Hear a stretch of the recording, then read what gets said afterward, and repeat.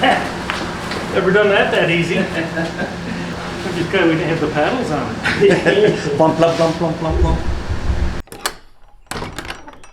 Well, you can see the garage is full again. Mike brought the blue buggy over finally, and yeah, I really like the looks of this thing.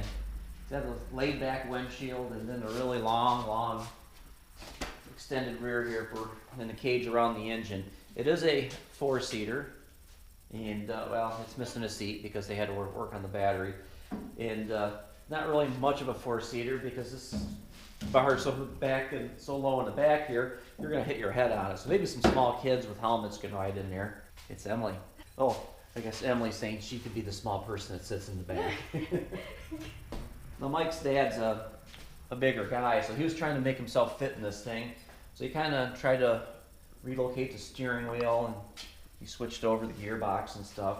He put some stock pedals in it, but we may switch that around because, well, every time you want to turn here, you bust your knuckles on it. Your line of view if you want to look out.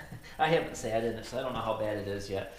My job is to get this thing running. And as you've seen by now, if you've been watching along, we started this project last summer and ran into an issue. And then we kind of had to put it away. We both got busy, haven't been able to work on it. We have no specs on the engine size. So it could be a 1915, could be an 1835. My guess is probably an 1835 because that seems to be a big buggy motor. A lot of people like to run those. But we got the dual Delordos, as I was saying. And the problem we ran into was with spark plug number 1. Previous engine builder put like a helicoil in it, and it's like the springy helicoil, not the spark plug sleeve helicoil. So it actually kind of rolled up and we can't get a plug back in it. So I got to take this all off and get a plug in it. We did roll it over, and it does roll over good. Sounded really good rolling over. And then see if these things will accept fuel. So I got a little bit of work ahead of me. You gonna drive this thing, Emily? Yeah, or try to. It just gives an excuse to go to the sand dunes in Michigan, right? Yeah, it'd be a good thing for the sand dunes. Right now it's got no brakes either because I don't know who mounted this, but we're thinking this is mounted upside down and you can't get the brakes to bleed. You don't get brakes. Yeah, brakes are overrated. Whew. Made some progress. I got a couple of things to point out here. Issues, one of them I already knew about. I'm just gonna give you guys a closer look at it. And the other is something to do with the intake manifold gaskets, and I don't know if this is why previous gentlemen couldn't get the carbs to work or not. I have no clue what happened. Like I said, I'm just stepping in on the project to help out. First, I'm going to show you what I already know. I'm just going to give you guys a closer look at it, the helicoil here. So here, take a look. I don't know if you guys can see this thing sticking out here. I think I pulled it out a little bit when the 10 was on, but when the 10's on there, you can't get at it. What I'm hoping to do is just kind of cut this little piece off here, grind it out, make it flat so we can get a screw plug in and out of there better. I am happy to see that it looks like there's a lot of thread still left in there. Yeah, I'm gonna have to make sure I plug some holes before I start doing any cutting and grinding. But that's what the project is entitled here, what I'm gonna be doing. Basically what I came on. Well, no, I didn't really come on to fix that. I came on to try to get this thing running, but I can't get it running until we get a plug back in it. Now, the reason I pulled the plugs out is that we didn't know what kind of condition they were in, and we wanted to gain some oil pressure so it was easier to roll the engine around and to obtain oil pressure. The other thing is, I'm going to put a couple pictures up here. The first picture is a picture of the intake, the head side of the intake, and you can see, you know, there's gaskets on each end, but there's nothing in the center. And then the picture I'm going to put down below here is a picture of the manifold side of the intake, and you can see it's clean. I don't know where that center section is. I looked down in here, and I figured, a lot of times when you pull those off, they do tear. Some of it comes with the intake, some of it stays on the head. I don't know where the inside center section is at. I don't see it anywhere around, and I looked for it. And my only thought is someone took it off and put it back on and thought it was going to work. Or possibly, if you look at the intake You can see the intake is ported and the head isn't. The head's got a stock port, and then these intakes were match ported to another head. I don't know, background story on them. Obviously they came off another engine, they were put on this one. I don't know, they put a stock gasket in there and then ran it that way, and maybe some gas pooled up on the gasket, made it a little weaker, and it got sucked into the engine, or like I said, someone pulled them off and didn't realize that the gasket was missing and put it back on there. I wasn't gonna take both carbs off, but once I seen that, I'm like, I gotta take the other side off and see what's underneath there. And lo and behold, that had a stock style crushed tin gasket. So yeah, I'm gonna do my gasket trick on there. If you guys haven't seen that, I'll try to link that down below. But yeah, now it's time to get back to work, and I'll update you guys when I get a little further along here. So yeah, hang on. There we go. Got one spark plug and 2 spark plugs in.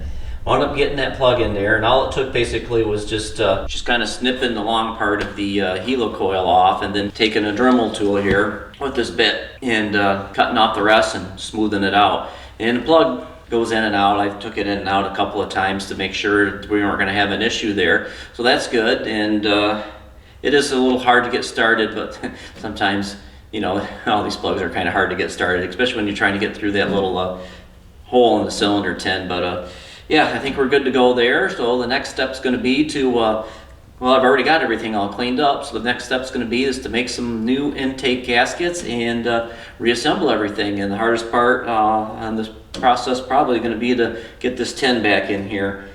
I wasn't able to take this fan spread completely off because it hits the bars up here. When thinking about that, I got lucky. There was just enough room to squeeze that cylinder tin out.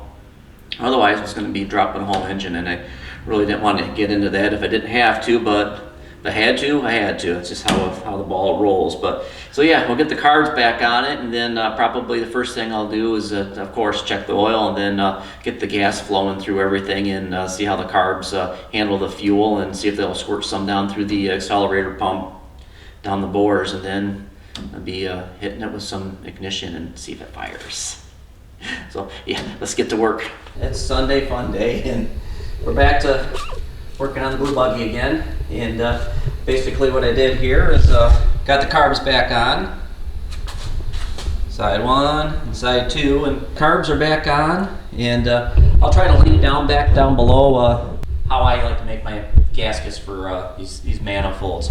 But what we're doing now is trying to obtain fuel to the carburetors, and we'll kind of show you what I got going on here. Basically, this carb over here presumes to have fuel. At least the pump jet's got fuel, but this guy over here, he's not squirting any fuel. But I tried it a few minutes ago, then went in and had lunch, and I'm hoping maybe things have maybe soaked, because I don't know when the last time these things had fuel in them. It's been a while, but I'm hoping things here have soaked in a little bit, and maybe we'll get some fuel. But yeah, let's go turn the fuel pump on.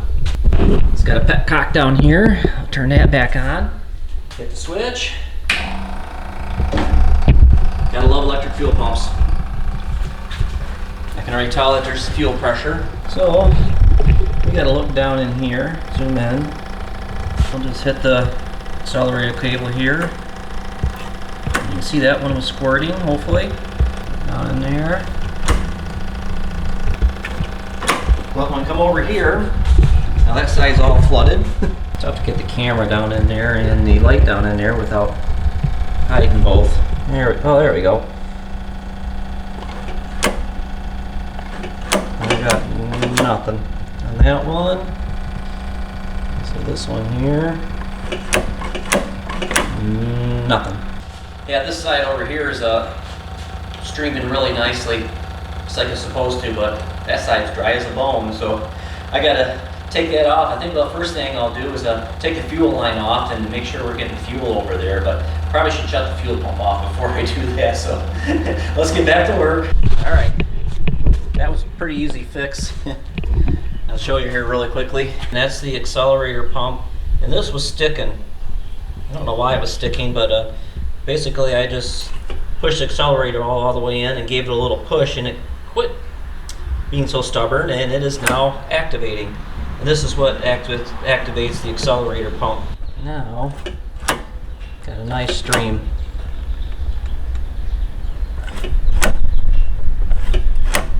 Yeah, these are old Delorto carburetors. I think they're 45 Dells. From what I hear, they're kind of sought after if you can find parts for Dell. But yeah, next step is to turn the key and see if she runs. Then after that, going through and probably do an oil change, valve lash adjustment, and then fine tuning the carburetors if they behave. As much trouble as this sucker's been giving me, they're probably not going to behave. But yeah, let's see what we can do.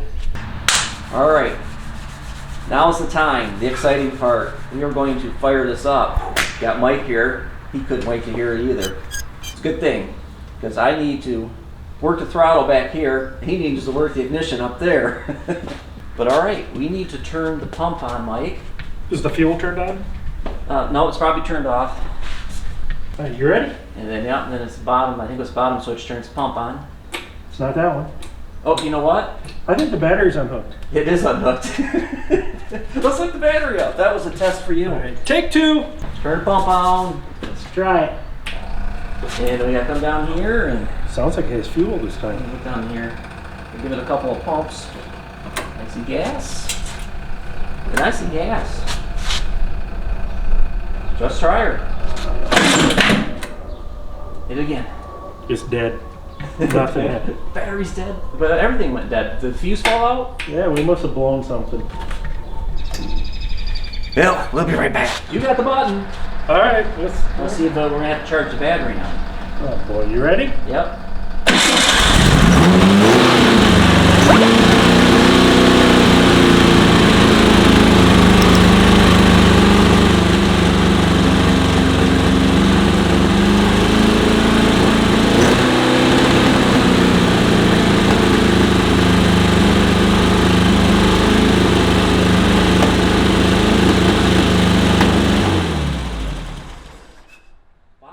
Starts up and runs.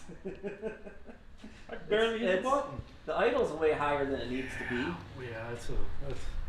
But one thing I wanted to check, now that we know it's going to run, we got power! I want you to easily push the accelerator No. all the way down. No. It ain't going to go anywhere. I just want to make sure we're getting full throttle.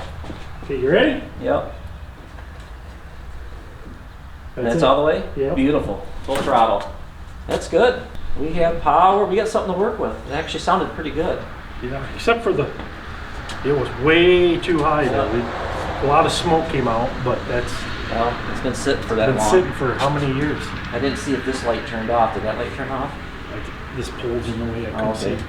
Okay, let's start it back up again. Let's see if it'll start. Is there a way we can turn it down a little? Because that idle, that's a We're little okay. scary. I want to check oil pressure. Okay. You don't mind having the idle that high? I'm just gonna run it. I want to see if this light goes off, and I want to see if we got oil pressure. You ready? And actually, we got your oil pressure's going up right now, and that ain't right. Why is it doing that? I don't know. You ready? Yep.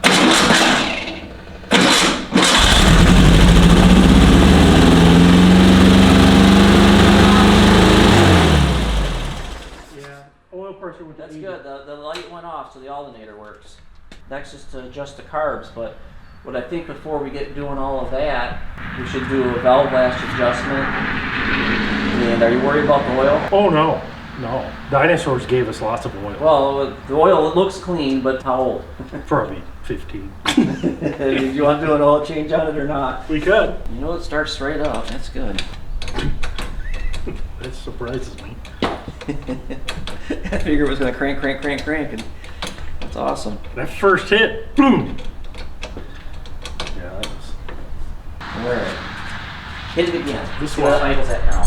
Oh, we probably got it way up. That probably works. You ready? Yep.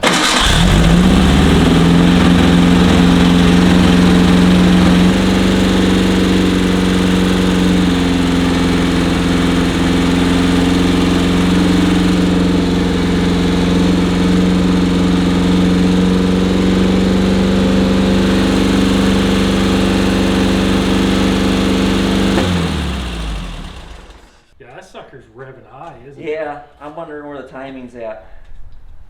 Because we're down quite a bit. I moved those a lot. Okay, it went down a couple RPMs, but not enough. Yeah. We got fire, power, lots of noise. I think I'm gonna end the video here, and we're gonna dig into this a little bit more, and may possibly take you guys along with the journey here. So yeah, good thumbs up. As always, keep shifting those gears, and we'll see you. Adios. I was just another guy